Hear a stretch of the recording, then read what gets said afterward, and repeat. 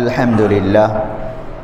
মুহতারাম হাজিরিন, সম্মানিত এলাকাবাসী, আল্লাহ পাকের দরবারে অগণিত অসংখ্য শুকরিয়া। রব্বে করিম দয়া করে মেহেরবানি করে আমাদেরকে যুলকাদা মাসের প্রথম জুমায় বাইতুল মুনাব্বর জামে মসজিদে উপস্থিত হওয়ার তৌফিক দান করেছেন। এজন্য অন্তর থেকে শুকরিয়াতান বলি আলহামদুলিল্লাহ। আজকে জিলকদ মাসের 1 তারিখ 1445 হিজরি, বৈশাখ মাসের 27 তারিখ 1431 বাংলা এবং মে মাসের 10 তারিখ 2024 খ্রিস্টাব্দ।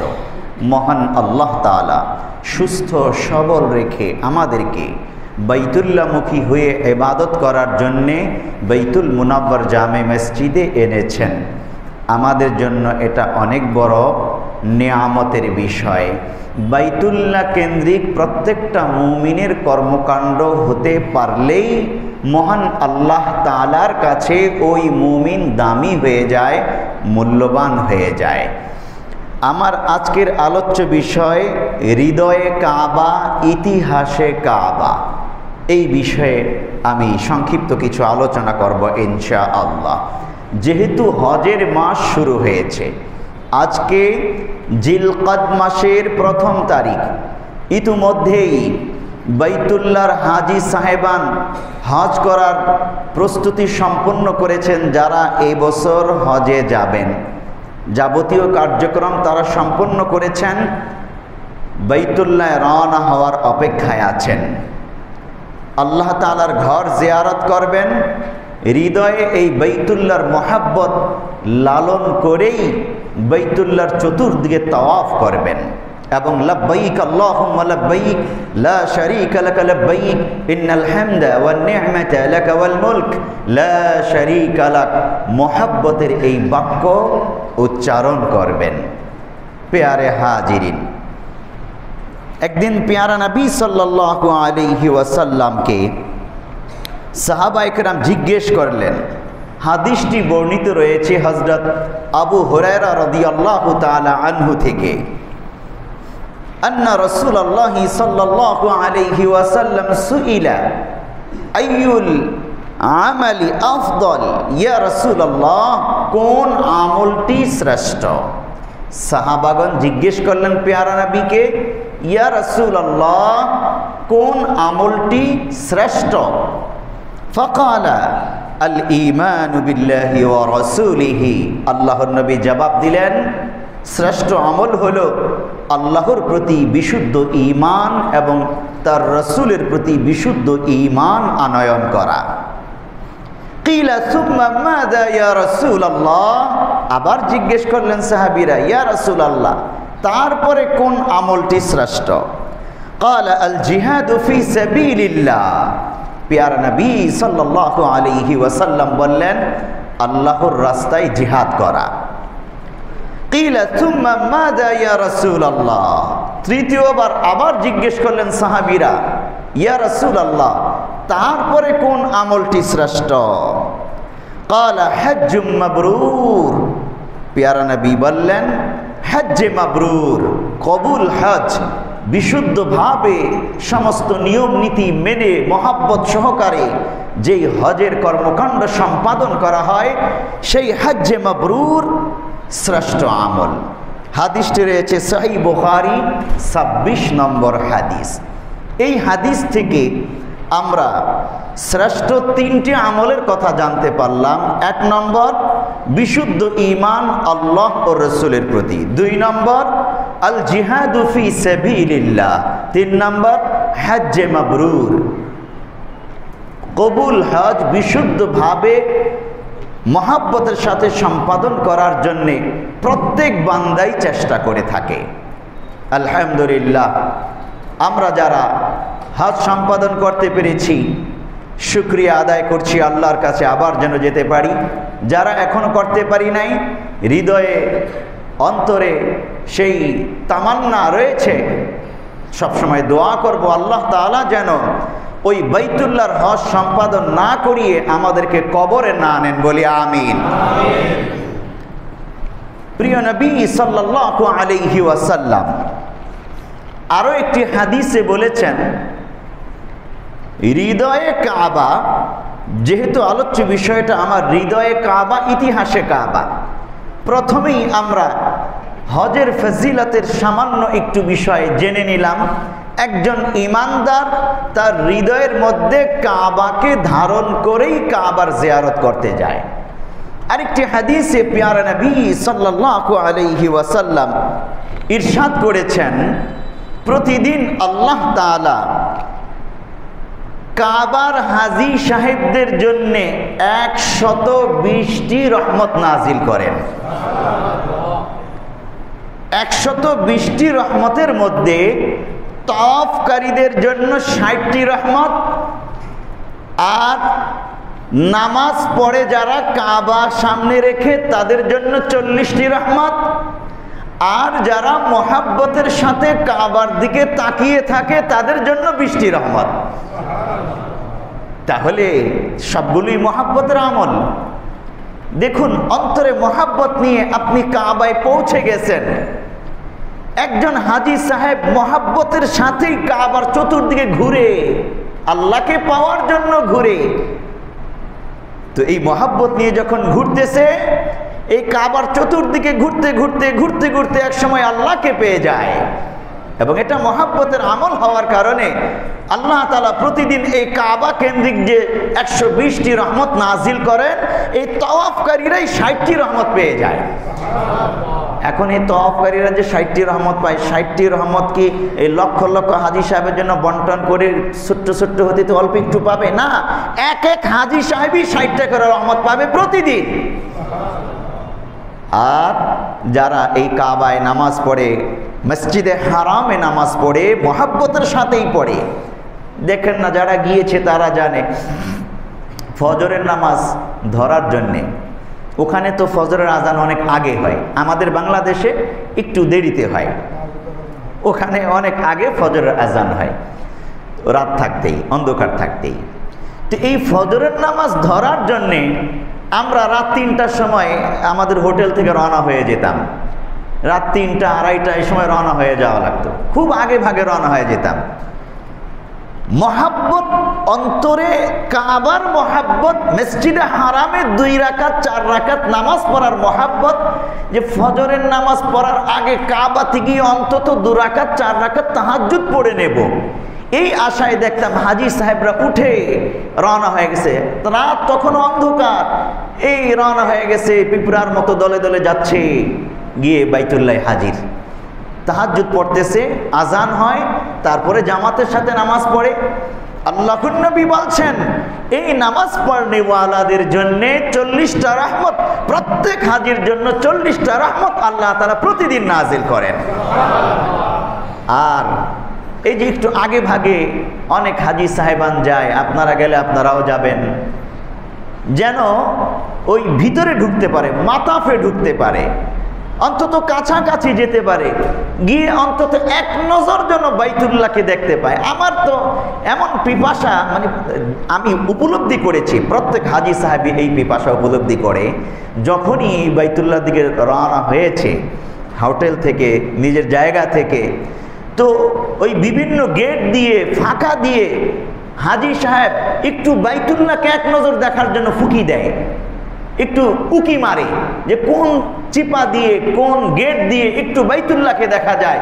বাইতুল্লাহর কালো গেলা পরিহিত বাইতুল্লাহকে এক নজর দেখার পর অন্তরে যেই শান্তি আর মহাব্বত পয়দা হয়, এটা বুঝিয়ে শেষ করা যাবে না। আল্লাহ তাআলা প্যারা নবী সাল্লাল্লাহু আলাইহি ওয়াসাল্লামের মাধ্যমে জানিয়ে দিয়েছেন, আমার বান্দা, যে বান্দা বাইতুল্লাহর দিকে তাকায় তার জন্য 20টি রহমত বরাদ্দ। এই দৈনিক 120টি রহমতের মধ্যে শুধু তাকায় যেই ব্যক্তি, সে 20টি রহমত পেয়ে যায়। তো পেয়ারে হাজিরিন, এটা আমাদের জন্য অনেক বড় গনিমত। আল্লাহ রাব্বুল আলামিন বাইতুল্লাহ কেন্দ্রিক আল্লাহর মহাব্বতকে বাড়ানোর একটা রাস্তা আমাদের জন্য রেখেছেন। আমরা আমাদের জীবনকে বাইতুল্লাহর ছায়ায় কাটাবার চেষ্টা করব ইনশাআল্লাহ। আল্লাহ রাব্বুল আলামিন কোরআনুল কারীমে সূরা আলে ইমরান আয়াত নম্বর 96, ইতিহাসে কাবা এই বিষয়ে সংক্ষিপ্ত আলোচনা করেছেন। আল্লাহ তাআলা ইরশাদ করতেছেন, ইন্না আউওয়ালা বাইতিন ওয়ুদিআ লিন-নাসি লাল্লাযী বিবাক্কাতা মুবারাকান ওয়া হুদাল লিল-আলামিন।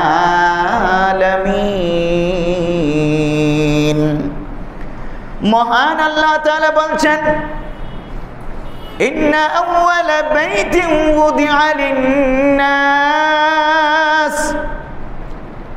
মানুষের জন্য সর্বপ্রথম যে ঘর তৈরি করা হয়েছে, লাল্লাযী বিবাক্কাতা মুবারাকান ওয়া হুদাল লিল-আলামিন, সেই প্রথম নির্মিত ঘর যা মক্কায় অবস্থিত, মুবারাকা, এই ঘর বরকতপূর্ণ।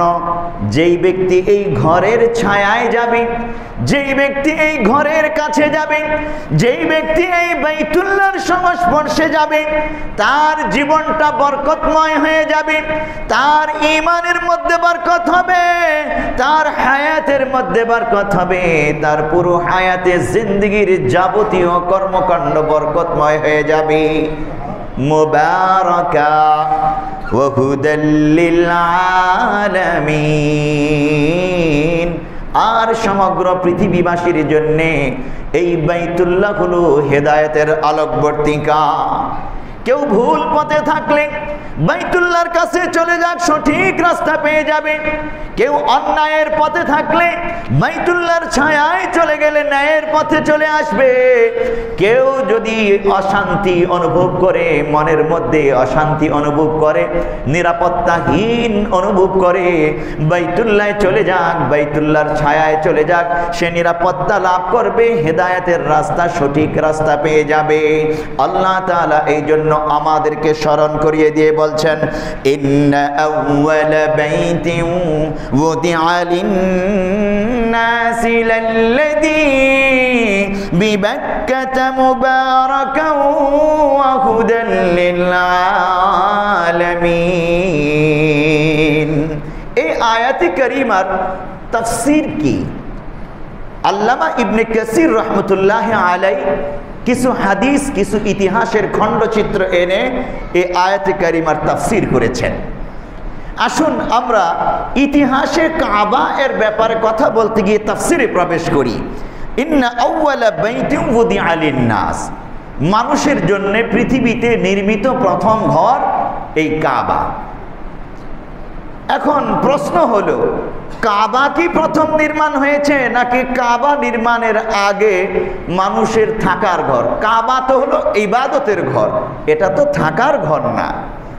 হযরত আদম আলাইহিস সালাম জান্নাত থেকে দুনিয়াতে যখন নেমেছেন, সিংহলের এডাম পাহাড়ে তিনি অবতরণ করেছেন। আমরা বলি আদম পাহাড়, এই পাহাড়টার নাম এখনো আদম পাহাড়। এই পাহাড়ের শীর্ষ চূড়ায় এখনো আদম আলাইহিস সালামের পায়ের চিহ্ন বিদ্যমান রয়েছে শ্রীলঙ্কায়। হযরত আদম আলাইহিস সালাম এখান থেকে কাঁদতে কাঁদতে প্রায় 350 বছর কেঁদেছেন, গিয়েছেন মক্কায়। আরাফাতে পরিচয় হয়েছে মা হাওয়া আলাইহিস সালামের সাথে। হাওয়া আলাইহিস সালামকে মক্কার জেদ্দায় নামানো হয়েছে। এভাবে সেই মা হাওয়া আলাইহিস সালামও কাঁদতেছেন, ঘুরতেছেন, আদম আলাইহিস সালামও কাঁদতেছেন, ঘুরতেছেন, পাহাড় পর্বত জঙ্গল বন পাড়ি দিয়ে হাঁটতে হাঁটতে যেতে যেতে মক্কায় গিয়েছেন। এভাবে আরাফার ময়দানে উভয়ের পরিচয় হয়। এখন উভয়ের যখন পরিচয় হয়, উভয়ে কি এই খোলা আকাশের নিচে জনে বনে জঙ্গলে থেকেছেন, নাকি তাদের জন্য ঘর বানানো হয়েছে, তারা নিজেরা ঘর বানিয়ে থেকেছেন? আদম আলাইহিস সালাম তো এটা জানেনও না যে ঘর বানাইতে হয় কিভাবে, কারণ এর আগে পৃথিবীতে কোনো মানুষ তো বাস করে নাই। আদম আলাইহিস সালামই প্রথম মানুষ। ঘর কিভাবে বানাইতে হয় তিনি জানেন না। কিন্তু কোরআনুল কারীমে সূরা বাকারায় তাফসীর করতে গিয়ে মুফাসসির কিরাম লেখেন, আল্লাহ তাআলা জান্নাতে থাকতে আদম আলাইহিস সালামকে দুনিয়ার যাবতীয় বস্তুরাজির বিভিন্ন বিষয়ের তালিম শিক্ষা দিয়েছেন। আর দুনিয়াতে ঘর কিভাবে বানাতে হবে এটা আল্লাহ তাআলা ফেরেশতার মাধ্যমে আদম আলাইহিস সালামকে শিখিয়েছেন। ফেরেশতারা সহায়তা করেছে, তাদের সহায়তায় থাকার ঘর বানিয়েছে। এই জন্য তাফসীরের মধ্যে লিখতেছি যে হযরত আদম আলাইহিস সালামের ব্যাপারে আন আলী রাদিয়াল্লাহু তাআলা আন, তাফসীর ইবনে কাসির 2 নম্বর খণ্ড 67 নম্বর পৃষ্ঠায় এই আয়াতের তাফসীর করতে গিয়ে হযরত আলী রাদিয়াল্লাহু তাআলা আনহু থেকে একটি বর্ণনা এনেছে। কানাতিল বুয়ুত ক্বাবলাহু, বাইতুল্লাহ নির্মাণ করার পূর্বেই পৃথিবীতে মানুষের থাকার জন্য ঘর নির্মাণ হয়েছে। ওয়ালাকিন্নাহু কানা আউওয়ালা বাইতিন উদিআ লিইবাদাতিল্লাহ, আল্লাহর ইবাদত করার জন্য সর্বপ্রথম ঘর হলো এই বাইতুল্লাহ। তাহলে তাফসীর ইবনে কাসিরে হযরত আলী রাদিয়াল্লাহু তাআলা আনহুর এই বর্ণনা থেকে আমরা স্পষ্ট জানতে পারলাম বাইতুল্লাহ নির্মাণের পূর্বে মানুষ থাকার জন্যে, মানুষ বলতে আদম আলাইহিস সালাম, তখন তার সন্তানাদি ছিল না আদম আলাইহিস সালামের। আদম আলাইহিস সালাম হাওয়া আলাইহিস সালাম থাকার জন্যে একটা ছোট্ট ঘর বানিয়েছেন ফেরেশতাদের সহায়তায়। এখন ইবাদত করবে, ইবাদতের ঘর তৈরি করা লাগে। আবার জিবরাইল আলাইহিস সালাম এসে গেলেন এবং বললেন যে ইবাদতের ঘর এইভাবে তৈরি করতে হয়। পাথর আনলেন, বিভিন্ন পাহাড় থেকে পাথর এনেছেন। তাফসীরের মধ্যে 5টা জায়গার নাম, 5টা পাহাড়ের নাম লেখা হয়েছে।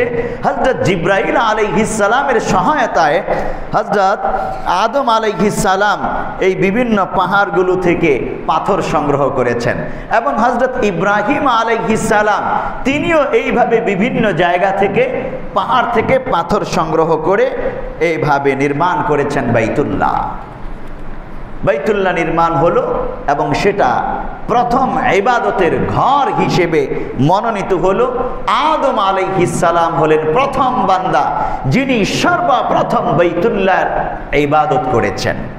হাদিস দেখুন, তাফসীর ইবনে কাসিরে হাদিসটি এনেছে বাইহাকি, সুনানে বাইহাকিতে বর্ণিত আছে হাদিস। তাফসীর ইবনে কাসির 2 নম্বর খণ্ড 67 নম্বর পৃষ্ঠায় হাদিসটি এনেছে। ফি রিওয়ায়াতি বাইহাকি, ইমাম বাইহাকি হাদিস এনেছেন তার বর্ণনায়, বাআসাল্লাহু জিবরিলা ইলা আদম ওয়া হাওয়া, হযরত জিবরাইল আলাইহিস সালামকে আল্লাহ তাআলা আদম এবং হাওয়ার কাছে পাঠাইলেন। তারা দুইজন তো এখন তাদের কুঁড়ে ঘরে থাকে, এই দুইজনের সংসার, এখনো সন্তানাদি হয় নাই। তো জিবরাইল আলাইহিস সালামকে পাঠালেন আল্লাহ তাআলা, তিনি আসলেন। ফাআমারাকুমা বিবিনাইল কাবা, হযরত জিবরাইল আলাইহিস সালাম আল্লাহর পক্ষ থেকে আদম এবং হাওয়া দুইজনকেই আদেশ করলেন। ফাআমারাহুমা, দ্বিবচন আসছে এখানে হাদিসের শব্দ, নারী পুরুষ দুইজনকেই আদেশ করলেন কাবা নির্মাণ করার জন্যে। ফাবানাহু আদম সুম্মা আমারা বিত্তাওয়াফি বিহি, আদম আলাইহিস সালাম হাওয়া আলাইহিস সালামকে সাথে নিয়ে এবার কাবা নির্মাণ করলেন। এখানে আমাদের মা জাতিরা আমাদের কর্মকাণ্ড থেকে বিচ্ছিন্ন নয়, এই হাদিস থেকে আমরা এই প্রমাণ পাব। প্রথম নারী হাওয়া আলাইহিস সালাম, প্রথম পুরুষ আদম আলাইহিস সালাম পরস্পরের কাজে সহায়তা করেছেন, এই হাদিস তার প্রমাণ। তাহলে আমাদের সংসার জীবনে আমাদের মা বোন কন্যাগণ তারাও আমাদের কর্মকাণ্ডের সহায়ক, তাদের কাছ থেকে পরামর্শ নেব, কিন্তু সিদ্ধান্ত তারা দেবে না, সিদ্ধান্ত দেব আমি। পুরুষ কর্তা হিসেবে সিদ্ধান্ত দেবে, সিদ্ধান্ত দেওয়ার দায়িত্ব দিয়েছেন আল্লাহ তাআলা পুরুষকে, কিন্তু পরামর্শ নেবে, সহায়তা নেবে নারীর কাছ থেকে, সবার কাছ থেকে, এমনকি সন্তান কাছেও পরামর্শ নেবেন আপনি। যাই হোক, তা আদম আলাইহিস সালাম ঘর তৈরি করলেন, ঘর বলতে এই বাইতুল্লাহ নির্মাণ করলেন, তৈরি করলেন। সুম্মা আমারা বিত্তাওয়াফি বিহি, অতঃপর আল্লাহ তাআলা এই বাইতুল্লাহর তাওয়াফ করার আদেশ করলেন। দেখুন এই তাওয়াফ একবারে বাইতুল্লাহ নির্মাণের শুরু থেকেই চালু হয়েছে। আদম আলাইহিস সালাম, হাওয়া আলাইহিস সালাম সর্বপ্রথম পৃথিবীর এই দুইজন মানবী বাইতুল্লাহর তাওয়াফ করেন। وقيل له أنت أول الناس, ফেরেশতারা আদম আলাইহিস সালামকে বললেন আনতা আউয়ালুন নাস, ও আদম আলাইহিস সালাম আপনি হলেন প্রথম মানুষ। ওয়া হাদা আউয়ালু বাইতিন উদিআ লিন-নাস, আর এই যে বাইতুল্লাহ এটা হলো প্রথম ঘর যা মানুষের জন্য নির্মাণ করা হয়েছে, মানুষের ইবাদতের জন্য। মানুষ আল্লাহ তাআলার ইবাদত করবে কোন ঘরে, কোন ঘরকে সামনে নিয়ে? এই বাইতুল্লাহ হলো প্রথম ঘর। তাহলে এই হাদিস থেকে তাফসীরে ইবনে কাসিরে এই হাদিসটি এনেছে, সুনানে বাইহাকির হাদিস। এই হাদিস থেকে স্পষ্টভাবে আমরা জানতে পারলাম পৃথিবীর ইতিহাসে বাইতুল্লাহ নির্মাণ করেন কে? সর্বপ্রথম হযরত আদম আলাইহিস সালাম। কার সহায়তায়? মা হাওয়া আলাইহিস সালামের সহায়তায় আর জিবরাইল আলাইহিস সালামের সহায়তায়, ফেরেশতাদের সহায়তায় আদম আলাইহিস সালাম সর্বপ্রথম বাইতুল্লাহ নির্মাণ করেন। তিনি পৃথিবীর প্রথম মানুষ। বাইতুল্লাহ হলো ইবাদতের জন্য পৃথিবীর প্রথম ঘর। আমরা ইনশাআল্লাহ কিছুক্ষণ পর সেই বাইতুল্লাহর দিকে ফিরেই 2 রাকাত জুমার ফরজ নামাজ আদায় করব বলি ইনশাআল্লাহ। এটা আমাদের জন্য বড় সৌভাগ্য এবং একটা মহাব্বতের আমল আমাদের জন্য। আমরা হৃদয়ে কাবার মহাব্বত লালন করি। প্রত্যেকটা উম্মত যখন 5 ওয়াক্ত নামাজ পড়ছে, সিজদা করছে কিবলামুখী হয়ে, ওই কাবার মহাব্বত অন্তরে লালন করেই কাবামুখী হয়ে সিজদা করি। আমরা কখনোই যেন আমরা কাবামুখী হয়ে সিজদা করা থেকে মাহরুম না হই।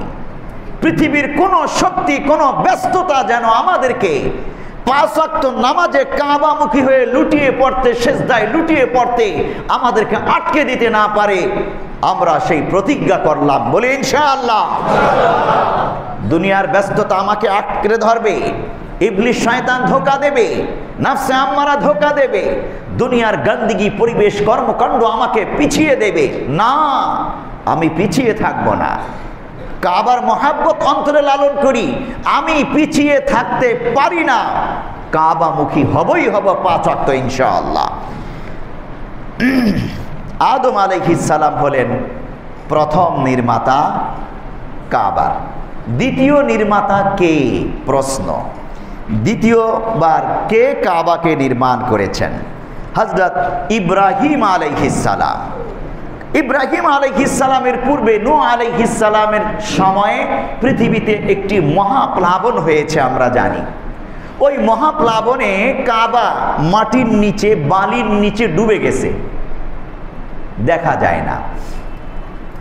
আল্লাহ রাব্বুল আলামিন যখন সমগ্র পৃথিবী অন্ধকারের ছেয়ে গেছে, কাবা যেমনি করে মাটির নিচে, বালির নিচে ডুবে গেছে, ঠিক তেমনি করে মানুষের ঈমান আমলও ডুবে গেছে। মূর্তি পূজায় অভ্যস্ত হয়ে গেছে মানুষ। আল্লাহ তাআলা ইব্রাহিম আলাইহিস সালামকে নবী করে পাঠালেন। নমরুদ ছিল তৎকালীন যুগের বাদশাহ, বেবিলনের বাদশাহ, সারা পৃথিবীর বাদশাহ নিজেকে ঘোষণা করেছে। সে মূর্তি পূজা করত, এমনকি নিজের মূর্তি বানিয়েছে। এমনকি হযরত ইব্রাহিম আলাইহিস সালামের পিতা আজর, সেও মূর্তি ব্যবসায়ী ছিল। মূর্তি বানাতো, বড় টুকরিতে করে মূর্তি মাথায় করে নিয়ে বাজারে বিক্রি করত। মূর্তি বলতে এটা তাদের খোদা। মানুষে তাদের খোদাকে বাজার থেকে কিনে নিয়ে ঘরে রাখতো আর প্রতিদিন সনম সনম করতে, এটার পূজা করত, ঘরের মধ্যে ইবাদত করত। হযরত ইব্রাহিম আলাইহিস সালাম এগুলো দেখতে দেখতে অতিষ্ঠ হয়ে গেছেন। তার বাবার এই কর্মকাণ্ড, নমরুদের কর্মকাণ্ড, তিনি সত্য তালাশ করছিলেন সেই বালক বয়স থেকেই।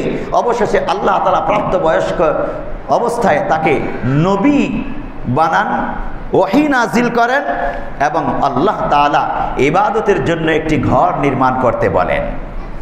এর পূর্বে অনেক ইতিহাস, কোরবানির ইতিহাস আছে, যেটা আমরা সামনে সংক্ষিপ্ত আলোচনা করব। কোরবানির মাসলা মাসাইল আমরা আলোচনা করব। হযরত ইব্রাহিম আলাইহিস সালাম তার কলিজার টুকরা ইসমাঈল আলাইহিস সালামকে কোন অবস্থায় কিভাবে কোরবানি করেছিলেন, আমাদের জন্য কোরবানির বিধানটি কিভাবে আসলো, আমরা শুনেছি। মসজিদের মেম্বার থেকে আলোচনাগুলো শুনেছি। প্রতি বছর কিছু কিছু আলোচনা হয় আমাদের ঈমানকে তাজা করার জন্যে। এখন যেই কথা বলছিলাম, হযরত ইব্রাহিম আলাইহিস সালাম এবং ইসমাইল আলাইহিস সালাম দুজনে মিলে এই কাবা নির্মাণ করেছেন, বাইতুল্লাহ নির্মাণ করেছেন দ্বিতীয়বার। এখন বাইতুল্লাহ নির্মাণ করবেন কোন জায়গায়? জায়গাটা তো দেখিয়ে দেওয়া লাগবে, আল্লাহ তাআলাই তো দেখিয়ে দেবেন, অন্যথায় কিভাবে করবেন? হযরত জিবরাইল আলাইহিস সালাম আসলেন এবং দেখিয়ে দিলেন সীমানা, এই জায়গায় আপনি আল্লাহর ইবাদতের ঘর বাইতুল্লাহ নির্মাণ করুন। ওয়া ইয বাওয়ানা লিইব্রাহিমা মাকানাল বাইতি আল্লা তুশরিক বি শাইআ ওয়া তাহির বাইতিয়া লিত-তাইফিনা ওয়াল কাইমিনা ওয়ার রুকআইস সুজুদ। সূরা হজ আয়াত নম্বর 26। এই আয়াতে আল্লাহ তাআলা জিবরাইলের মাধ্যমে বাইতুল্লাহর চিহ্ন দেখিয়ে দিয়েছেন। অতঃপর হযরত ইব্রাহিম আলাইহিস সালাম এবং ইসমাইল দুইজনে মিলে ওই চিহ্নিত জায়গায় বাইতুল্লাহ নির্মাণ করেন। কোরআনুল কারীমে আল্লাহ তাআলা ওই কথাও ইরশাদ করেছেন, ওয়া ইয ইয়ারফাউ ইব্রাহিমুল কওয়াইদা মিনাল বাইতি ওয়া ইসমাঈলু রাব্বানা তাকাব্বাল মিন্না ইন্নাকা আনতাস সামিউল আলিম। আল্লাহ তাআলা আমাদেরকে ইব্রাহিম এবং ইসমাইল আলাইহিস সালাম দুইজনে মিলে বাইতুল্লাহ নির্মাণ করেছেন, ওই ইতিহাসটা স্মরণ করিয়ে দিলেন এবং তারা কি দোয়া করেছেন সেটাও স্মরণ করিয়ে দিলেন। রব্বানা তাকাব্বাল মিন্না ইন্নাকা আনতাস সামিউল আলিম। আয় আল্লাহ, আমাদের পক্ষ থেকে তুমি এই কর্ম কবুল করে নাও। এটা আমাদের জন্য অনেক তালিম সবক আছে। আমরা যারা মসজিদ প্রতিষ্ঠা করি, মসজিদের জন্য জায়গা ওয়াকফ করি, এরপরে মসজিদের ভবন বানাবার জন্যে আমরা আন্তরিকভাবে টাকা পয়সা সংগ্রহ করে, সকলে মিলে সংগ্রহ করে সভাপতির উপর দায়িত্ব ন্যস্ত করি। সভাপতি সাহেব কমিটিকে সাথে করে নিয়ে মসজিদ নির্মাণ করেন। এটা অনেক বড়। হযরত ইব্রাহিম এবং ইসমাইল আলাইহিস সালামের কর্ম এটা। কত বড় কাজ কল্পনা করতে পারবেন না আপনি। আল্লাহর বান্দাদের ইবাদতের জন্যে আল্লাহর ঘর নির্মাণ করা এত বড় ইবাদতের কাজ, এটা আপনি কল্পনা করতে পারবেন না। হযরত ইব্রাহিম আলাইহিস সালাম ইসমাইল আলাইহিস সালামটা নির্মাণ করার পর বলেছিলেন, রব্বানা তাকাব্বাল মিন্না ইন্নাকা আনতাস সামিউল আলিম। আয় আল্লাহ, এই কর্মকাণ্ড যে আমরা করেছি, তোমার ঘর বানিয়েছি, এটা আমাদের যোগ্যতায় বানাইতে পারি নাই, তুমি তো তৌফিক দিয়েছো, বানিয়েছি। আয় আল্লাহ, তুমি আমাদের এই কর্মটা কবুল করে নাও, আমাদের পক্ষ থেকে কবুল করে নাও। মসজিদ কমিটি, মসজিদের সভাপতি, মসজিদের মুসল্লিগণ যখন আল্লাহর ঘরের কাজ হাতে নেবেন, আল্লাহর সাহায্য চাইতে থাকবেন, কাজ যখন সমাপ্ত হবে তখন আল্লাহর কাছে দোয়া করবেন, আয় আল্লাহ, আমাদের এই কাজটা তুমি কবুল করে নাও। হযরত ইব্রাহিম এবং হযরত ইসমাইল যেই দোয়া করেছিলেন, এটা আমাদের জন্য সবক। ঠিক তেমনি করে এই যে আমরা প্রতি শুক্রবার মসজিদের জন্য দান করি, মসজিদের পকেটে আমরা দিয়ে থাকি টাকা, মসজিদের কাজে খরচ হয়। এই টাকা দিয়েও আমি আল্লাহর কাছে দোয়া করব, রব্বানা তাকাব্বাল মিন্না ইন্নাকা আনতাস সামিউল আলিম। আয় আল্লাহ, আমার পক্ষ থেকে তুমি এটা কবুল করে নাও, তুমি তো সব কিছু শোনো, অন্তরের খবর তুমি রাখো। এইরকম না যে আমি বিরক্ত হয়ে দান করতেছি, তাহলে তো আর সওয়াব পাওয়া যাবে না। এমন না যে আমি বিরক্ত হয়ে মসজিদ প্রতিষ্ঠার কাজ ধরেছি, তাহলে তো আর সওয়াব পাওয়া যাবে না। এই জন্য অন্তরের মহাব্বত নিয়ে কাজগুলো করব ইনশাআল্লাহ। তাহলে দ্বিতীয় পর্যায়ে হযরত ইব্রাহিম আলাইহিস সালাম বাইতুল্লাহ নির্মাণ করেছেন। তৃতীয় পর্যায়ে বাইতুল্লাহ নির্মাণ করেছেন কে? আমালেকা গোত্র। আমালেকা গোত্র কারা ছিল? হযরত ইব্রাহিম আলাইহিস সালাম হাজরা আলাইহিস সালামকে এবং শিশু পুত্র দুধের বাচ্চা ইসমাইলকে এই মক্কায় রেখে এসেছিলেন। তখন এখানে গাছগাছালি ছিল না, বাড়িঘর ছিল না, একটা খোলা মাঠ, কিচ্ছু নাই, পানি নাই, খাবার নাই, মানুষ নাই, গাছগাছালি নাই, বাড়িঘর নাই, বাঁচবে কি করে একটা ছোট দুধের বাচ্চা আর একটা অবলা নারী? হযরত ইব্রাহিম আলাইহিস সালাম এখানে রেখে চলে গেলেন। মা হাজেরা দৌড়ে পিছনে গিয়ে বললেন, আমাদেরকে আপনি কোথায় রেখে যাচ্ছেন? কার কাছে রেখে যাচ্ছেন? আমরা কি করে এখানে বাঁচবো, কি খাবো? কোনো কথা নাই। আবার জিজ্ঞেস করেন, এটা কি আল্লাহর পক্ষ থেকে আদিষ্ট হয়েছেন আপনি? হযরত ইব্রাহিম বললেন যে হ্যাঁ। মা হাজেরা আলাইহিস সালাম বলেন, তাহলে আর কোনো চিন্তা নাই, আমার আল্লাহ আমাকে খাওয়াবে, আমাকে দেখবে। আপনার প্রত্যেক ঘরে ঘরে এই সবকটা আপনি ঢুকিয়ে দেন, এটা আমাদের জন্য গুরুত্বপূর্ণ সবক। আপনার সন্তান, আপনার স্ত্রী, আপনার কন্যার ভিতরে এই সবক ঢুকিয়ে দেন। আপনার যদি কোনো সমস্যা থাকে, অর্থনৈতিক সমস্যা, পারিপার্শ্বিক, সামাজিক বিভিন্ন রকমের সমস্যা, আপনি সংসারের দায়িত্ব পালন করতে পারছেন না, আপনি তাদের অন্তরে ঈমানের বীজ বপন করে দেন। আমাকে আল্লাহ দেখবে, আমাদেরকে আল্লাহ দেখবে, আমাদের সমস্ত সমস্যার সমাধান আল্লাহ করবেন। দেখবেন কোনো পেরেশানি নাই, হতাশা নাই। আল্লাহ তাআলা কোনো বান্দার হতাশা পছন্দ করেন না। হাজেরা আলাইহিস সালাম হতাশা মুক্ত হয়ে গেলেন এবং ইব্রাহিম আলাইহিস সালাম দায়িত্ব পালন করেছেন। কিছুক্ষণ দূরে গিয়ে একটা পাহাড়ে উঠলেন, পাহাড়ের উপর উঠে এরপর 2 রাকাত নামাজ পড়লেন, এরপর আল্লাহর কাছে দোয়া করলেন, রব্বানা ইন্নী আসকানতু মিন যুররিয়াতি বিওয়াদিন গায়রি যী যারইন ইনদা বাইতিকাল মুহাররম। আয় আল্লাহ, আমি আমার পরিবারকে বিওয়াদিন গায়রি যী যারইন, এমন একটা উপত্যকায় রেখে যাচ্ছি যেখানে ফসলাদি নাই, খাবার নাই, বাড়িঘর নাই, কিচ্ছু নাই, কোনো মানুষজন নাই। ইনদা বাইতিকাল মুহাররম, তোমার সম্মানিত ঘরের নিকটে। তখনও কিন্তু সম্মানিত ঘর নির্মাণ হয়নি, কিন্তু ইব্রাহিম আলাইহিস সালাম জানতেন এখানেই সেই সম্মানিত ঘর কাবা আছে, মাটির নিচে। ছোট বাচ্চা ইসমাইলকে ওই ঘরের কাছেই রেখে গেলেন আর দোয়া করলেন, রব্বানা লিয়ুকিমুস সালাতা ফাজআল আফইদাতাম মিনান নাসি তাহওয়ি ইলাইহিম ওয়ারযুকহুম মিনাস সামারাতি লাআল্লাহুম ইয়াশকুরুন। দোয়া করলেন ইব্রাহিম আলাইহিস সালাম, আয় আল্লাহ, তোমার ঘরের নিকটে রেখে গেলাম, তারা যেন নামাজ কায়েম করতে পারে, নামাজ প্রতিষ্ঠা করতে পারে। প্রশ্ন, একটা অবলা নারী হাজেরা আলাইহিস সালাম কি করে নামাজ কায়েম করবে? একটা দুধের বাচ্চা ইসমাইল কি করে নামাজ কায়েম করবে? পরবর্তী ইতিহাস আমাদেরকে চোখে আঙ্গুল দিয়ে দেখিয়ে দিয়েছে কিভাবে নামাজ কায়েম হয়। ওই এলাকায় না, সারা পৃথিবীতে এখন নামাজ কায়েম হয়েছে। ফাজআল আফইদাতাম মিনান নাসি তাহওয়ি ইলাইহিম। হযরত ইব্রাহিম দোয়া করলেন, আয় আল্লাহ, মানুষদের একটি দলকে তুমি তাদের দিকে ঝুঁকিয়ে দাও। তাদের এখানে কোনো মানুষজন নাই, বসবাস করার কেউ নাই, তারা যেন একাকী না থাকে, বসবাস করার জন্য যেন মানুষদেরকে পায়। মানুষদের একটি দলকে তুমি তাদের দিকে ঝুঁকিয়ে দাও। ওয়ারযুকহুম মিনাস সামারাত, আর তাদের জন্য তুমি এই এলাকার গাছের ফল ফলাদি রিজিক হিসেবে দান করো। লাআল্লাহুম ইয়াশকুরুন, যেন তারা তোমার শুকরগুজারি বান্দা বান্দি হতে পারে। আল্লাহ রাব্বুল আলামিন দোয়া কবুল করেছেন। একদল কাফেলা, বিশাল বড় কাফেলা, আমালেকা গোত্রের আরবের প্রসিদ্ধ কাফেলা, এই স্থান দিয়ে যাওয়ার সময় তারা দেখলেন এখানে পানি আছে, জমজম কূপ ইতিমধ্যে তৈরি হয়েছে। ওই ইতিহাস আলাদা। কিভাবে জমজম কূপ তৈরি হয়? ইসমাইল পানির জন্য ছটফট করে, মা হাজেরা একবার সাফা পাহাড়ে আর একবার মারওয়া পাহাড়ে 7 বার চক্কর দেন।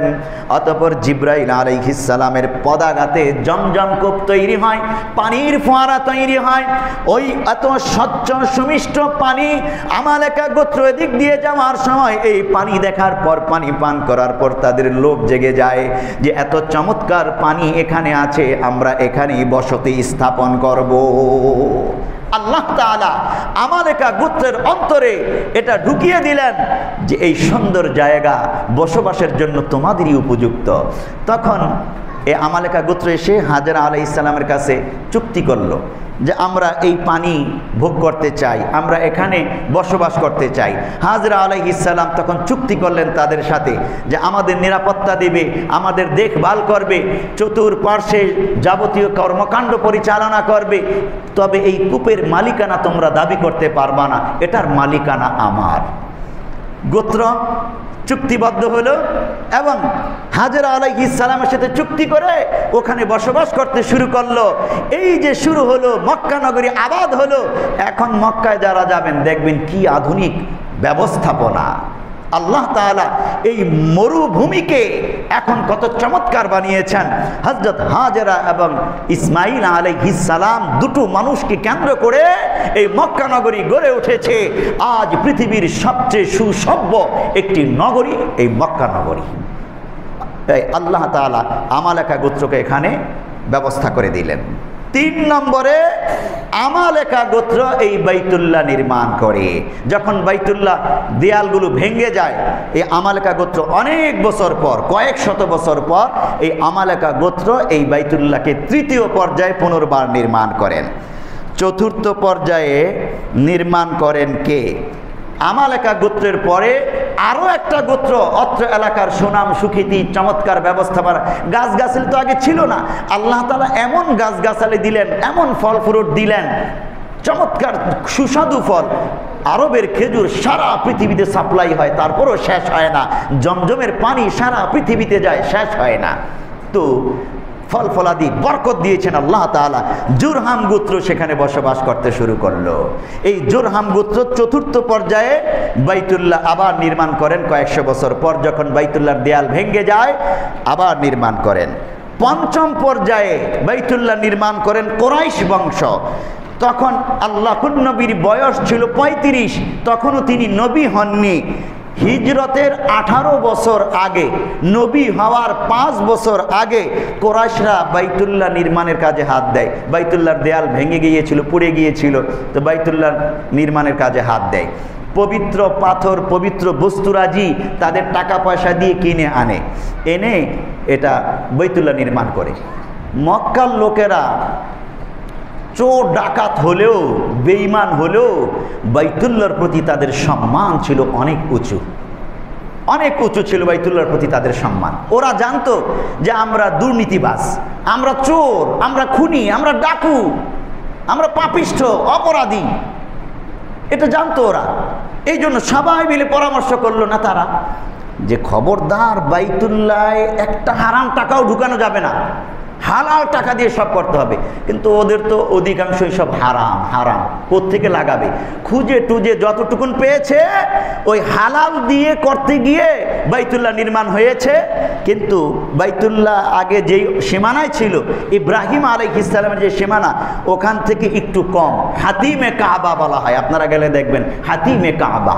ওই জায়গাটুকুন এখন বাহিরে, 4 দেয়ালের বাহিরের অংশ, ওটাও কাবার অংশ। তাদের আর নাই হালাল পয়সা, কি দিয়ে ওইটুকুন করবে? তাফসির এইভাবেই লেখে, নাই বলে তারা ওই বাকি রেখে অংশটুকুন করেছে। যাই হোক, তো কুরাইশরা করেছে 5ম পর্যায়ে। 6ষ্ঠ পর্যায়ে হযরত আব্দুল্লাহ ইবনে জুবাইর রাদিয়াল্লাহু তাআলা রাসূলের একজন বিখ্যাত সাহাবী 64 হিজরিতে তথা কুরাইশরা বাইতুল্লাহ নির্মাণ করার পর প্রায় আরো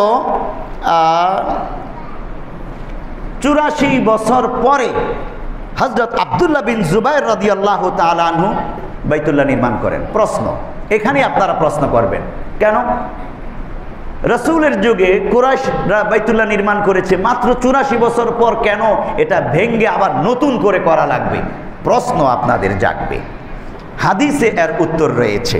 আম্মিজান আয়েশা সিদ্দিকা রাদিয়াল্লাহু তাআলা আনহা থেকে বর্ণিত, পিয়ারা নবী সাল্লাল্লাহু আলাইহি সাল্লাম আয়েশা সিদ্দিকাকে বললেন, আলাম তারাই আন্না কওমাকি লাম্মা বানাউল কাবা ইকতাসারু আলা কওয়াইদ ইব্রাহিম, যে তোমাদের সম্প্রদায় তথা কুরাইশ বংশ যখন এই কাবাকে নির্মাণ করলো, ইব্রাহিম আলাইহিস সালামের ভিত্তি উপর করতে পারে নাই, তার থেকে সংক্ষিপ্ত করেছে। ফাকুলতু ইয়া রাসূলুল্লাহ আলা তারুদ্দুহা আলা কওয়াইদ ইব্রাহিম। আয়েশা সিদ্দিকা বললেন, আমি বললাম, ইয়া রাসূলুল্লাহ, আপনি কি ইব্রাহিম আলাইহিস সালামের ভিত্তির উপরে বাইতুল্লাহকে আবার নির্মাণ করতে পারেন না? আবার করুন ইয়া রাসূলুল্লাহ। ক্বালা লাউলা হিদিসানু কওমিকা বিল কুফরি লাফআলতু, যদি তোমার সম্প্রদায় তথা এই মুসলিম আরবের যারা আছে এবং কুরাইশরা যারা আছে এরা যদি বিভ্রান্ত না হতো, এটাকে কোনো ফিতনা মনে করে না বসতো, তাহলে আমি অবশ্যই এই কাবা ভেঙে পুনরায় ইব্রাহিমী ভিত্তির উপর নির্মাণ করতাম। কিন্তু এখন যদি আমি এটা কাবা ভাঙ্গি নতুন করে বানাবার জন্যে, আরবের লোকেরা বলবে দেখছো মোহাম্মদ কেমন জালেম, কাবা ভেঙে ফেলেছে। তো এই যে কেন ভেঙেছে, কিসের জন্য ভেঙেছে, ওই ব্যাখ্যায় পরে যাবে, কিন্তু কাবা ভেঙে ফেলেছে এই কথা ছড়িয়ে গেলে কি একটা হট্টগোল হবে, এটা থেকে বাঁচার জন্য আল্লাহ নবী করেন নাই। এই হাদিসটা হযরত আব্দুল্লাহ ইবনে জুবাইর রাদিয়াল্লাহু তাআলা আনহু তার মা আসমা রাদিয়াল্লাহু তাআলা আনহার কাছে শুনেছেন। আসমা রাদিয়াল্লাহু তাআলা আনহা হলেন হযরত আম্মিজান আয়েশা সিদ্দিকা রাদিয়াল্লাহু তাআলা আনহা এর বোন। রসুলের এই হাদিস শোনার পর তার দিলের ভিতরে তামান্না জাগলো যে আমিও বাইতুল্লাহকে আবার ইব্রাহিমী ভিত্তির উপর নির্মাণ করব। আল্লাহর নবী যেটা চেয়েছিলেন, ফিতনার আশঙ্কায় করেন নাই। কিন্তু এখন তার কোনো ফিতনা নাই, কারণ 84 বছর পরে পুরো জাজিরাতুল আরবে শুধু মুসলমান আর মুসলমান, সবাই কাবার হাকিকত জানে, এখন আর ফিতনা হবে না। তাই আব্দুল্লাহ বিন জুবায়ের যখন খলিফাতুল মুসলিমিন হলেন মক্কা মদিনার, তখন তিনি এই বাইতুল্লাহকে ভেঙে নতুন করে ইব্রাহিমী ভিত্তির উপর এটা নির্মাণ করেন। 10 বছর, মাত্র 10 বছর পর হযরত আব্দুল্লাহ বিন জুবায়ের 10 বছরের খলিফাতুল মুসলিমিন ছিলেন।